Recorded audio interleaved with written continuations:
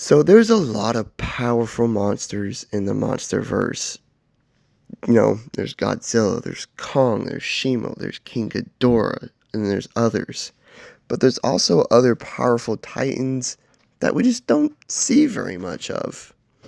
Either they're only in the tie-in Monsterverse comics, or they just don't have a lot of screen time on the big screen.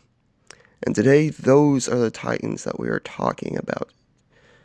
So, let's just get right into it. Methuselah. He's a mountain of a titan. Like, literally. Before he was awakened by King Ghidorah in 2019, he was posing as a mountain in Germany. He stands 322 feet tall and weighs a whopping 170,000 tons. One of the heavier titans, if not the heaviest titan. I think he is. I think that is the heaviest titan that we've seen in the Monsterverse so far, like living. His main form of attack is his massive horns on the side of his head, allowing him to easily bust through any building or any other large obstacle. Monarch describes him as biogeological because he's able to hide in plain sight. He's posed as a mountain, an island, and an iceberg. Wherever he decides to sit and sleep, the environment, he just molds into the surrounding environment over time. Despite his menacing look, he's described as a protector like Godzilla and Kong. Scylla. She's a massive spider-like titan standing 341 feet tall and weighing 20,000 tons. She was able to easily destroy buildings with her legs and to briefly fight against Godzilla twice. Her tentacles were able to momentarily daze Godzilla. She could outpace Godzilla on land and in the water. She could project bursts of webbing and even manipulate temperature to some degree, as upon awakening, she slowed the melting of the polar ice caps.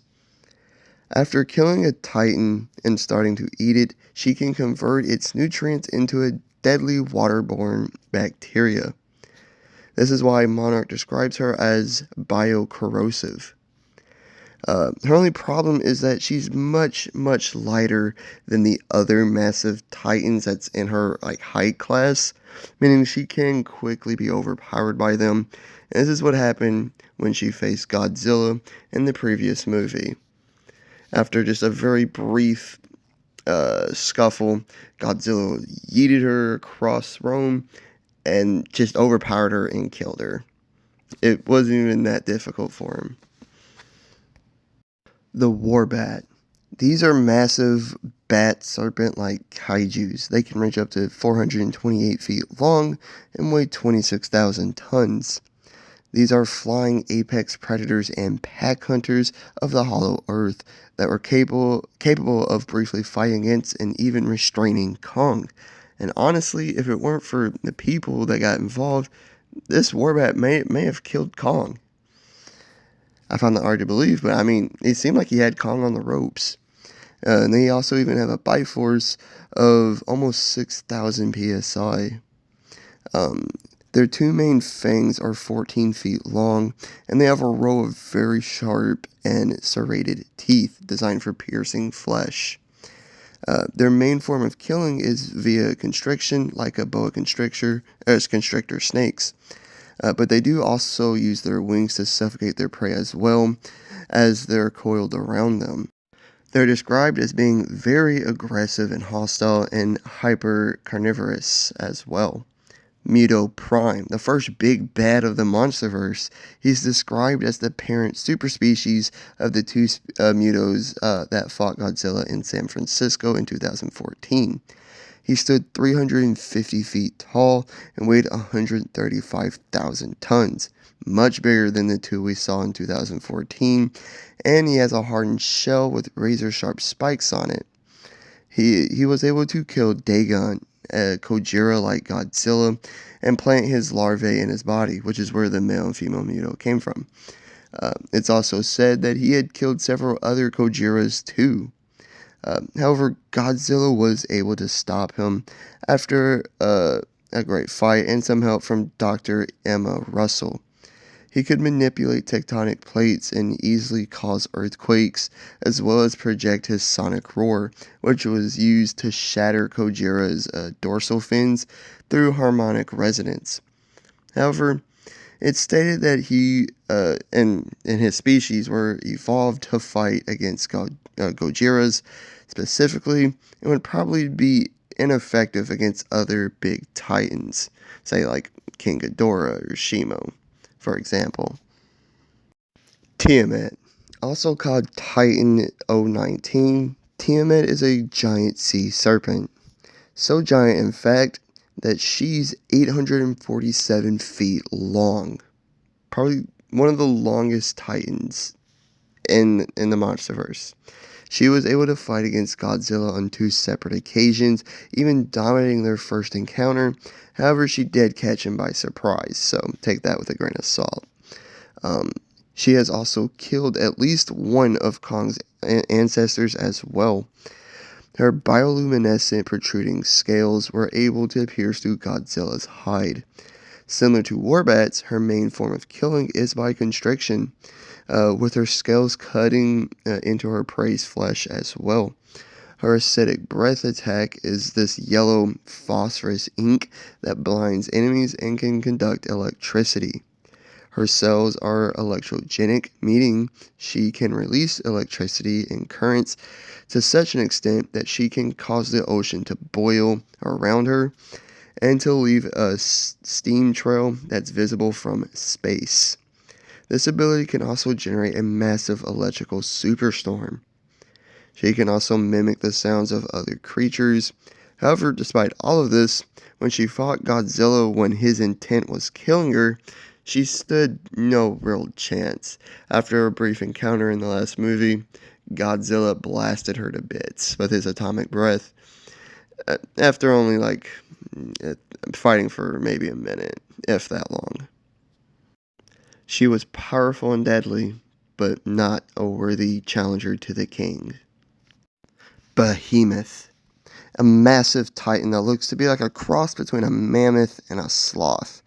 He stands 354 feet tall and weighs 90,000 tons.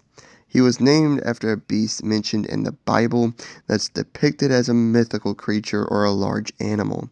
His main weapon are those massive tusks that allow him to just trample through any structure, and he was able to fight against, I'm going to butcher this now, and I'm going to get to him later, but fight against Amahuluk.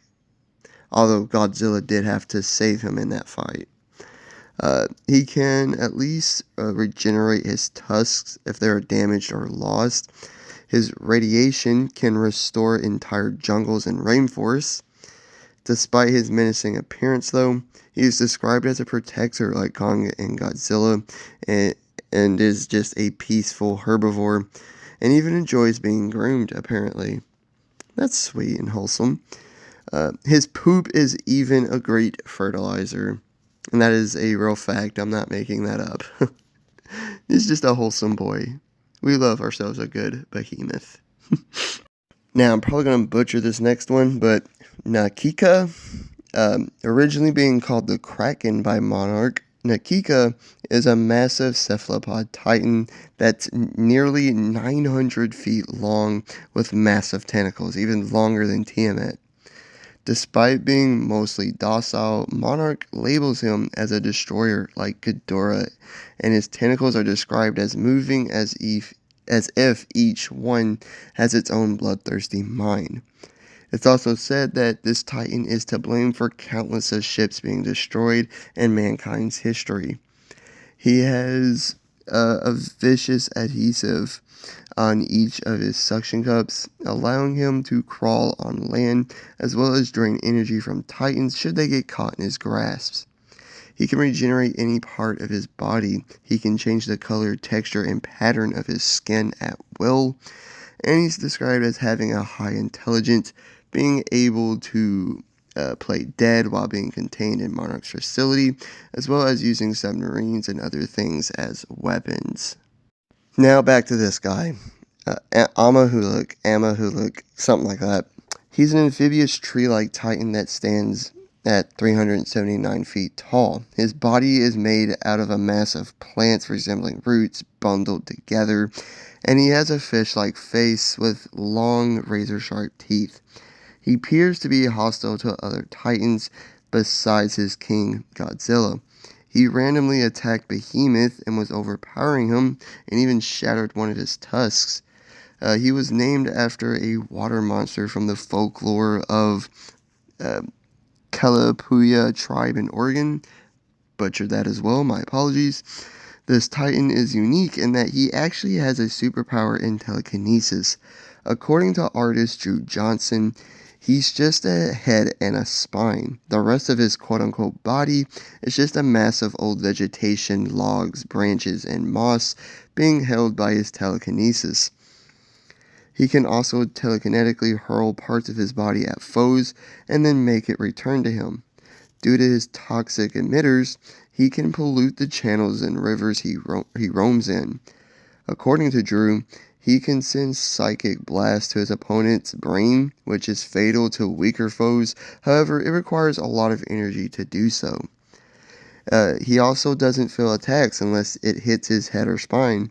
However, he does have a weakness of fire, which makes sense since he's mostly vegetation. Kamazotz. He's a giant bat titan that stands 164 feet tall with a wingspan of 402 feet. He's named after the bat god of darkness and death from Mesoamerican mythology. He has razor-sharp teeth, jagged horns on his head, shredded wings adorned with sharp bone-like protrusions, and a long, spiky tail. He's highly destructive and aggressive, and he's classified as a destroyer. It's said that he's menaced mankind for many millennia, and that he's on a quest to extinguish the sun to plunge the world into eternal darkness. He also feeds on the atomic-rich blood of titans. He's strong enough to fight against Kong and to lift him into the air, and tough enough to take Kong's blows and easily shrug off missiles. He can fly fast enough to keep pace with F-35 fighter jets. He can project this supersonic screech that disorients titans and destroyed buildings. He also has echolocation like a bat. His only weaknesses include sunlight and high-frequency sounds as well. Which is weird, considering his high-pitched screech attack, but anyways, I digress. The Ion Dragon. Now, I know he was like the big bad of the Monarch show on Apple TV or whatever, but I haven't watched that show yet, and I just wanted to talk about him, so let's talk about him. The Ion Dragon. He was a wyvern fish-like titan that was first alluded to back in Kong Skull Island, and was the big bad villain, like I said, of the Monarch show. His size isn't stated anywhere, but I've seen things say his size is comparable to the male Muto, which means he was around 200 feet tall and weighs roughly 16,000 tons. He was incredibly strong, as when it was just a juvenile, it was able to drag the USS Lawton, a massive ship that was 376 feet long and weighed nearly 3,000 tons, and was able to drag that about 5,000 miles across the Pacific Ocean. Now he's bigger and obviously stronger, capable of briefly fighting against Godzilla and causing minor injuries to the big G-Man. He's withstood being thrown into a mountain, having one of his horns on his tail ripped off, and even Godzilla's atomic breath. His lean size grants him a lot of agility and mobility, especially while he's flying in the air. His jaws and teeth were designed for gripping onto prey, had anglerfish-like mandibles, claws, horns, and spikes on his tail. And he can spray nacre from his mouth, which can trap and preserve smaller prey. It also briefly stunned Godzilla, but very briefly. He presumably died after Godzilla ripped one of his wings off and was then thrown into a portal. However, he could still be out there. We didn't see his dead body, so it could still be out there. Who knows? The Ion Dragon's only one problem was thinking that it could take on the king, despite the severe size discrepancy. And lastly, the drowned viper. This is a massive snake, eel, fish-like titan that lived in big lakes and rivers in the hollow earth. Its size hasn't been stated anywhere, at least not yet.